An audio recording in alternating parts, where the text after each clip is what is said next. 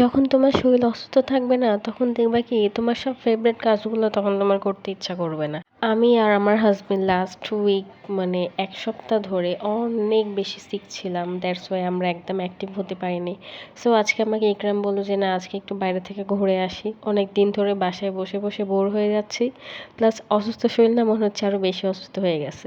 তাই যে কথা সেই কাজ, আমি একটু হালকা পাতলা রেডি হয়ে বের হয়ে গেলাম। ও আমাকে লিফটে বলতেছে দেখো আমাদের ফেসটা কেমন জানি দেখা যাচ্ছে। তোমরা আমার ভয়েস শুনে অবশ্য বুঝতে পারবা যে আমি স্টিল এখনও অনেক বেশি সিক। লিফট থেকে বের হয়ে দেখলাম কিউট একটা বিলাইটা, তাই ওকে একটু ক্যাপচার করে নিলাম। এই তো আমরা চলে আসছিলাম মানে একটু ফুড কার্ট, একটু ফুচকা খাবো, ফুচকা খেলে অবশ্য একটু মুখের রুচিটা একটু ঠিক হয় আর কি, দ্যাটস একটু ফুচকা খাওয়ার চেষ্টা করতেছিলাম আর কি। তারপরে এখানে দেখো কত বেশি জমজমাট ছিল, আশেপাশে মানুষ ভর্তি একদম। এই তো আমার ফুচকাটাও চলে আসলো। এই রোলার আইসক্রিমটা দেখে এত খেতে ইচ্ছা করতেছিল, কিন্তু ঠান্ডার কারণে খেতে আর পারলাম না। তাই কি আর করার, আচার টাচার খেয়ে আজকের দিনটা এখানেই শেষ করলাম। আল্লাহ হাফেজ সবাইকে।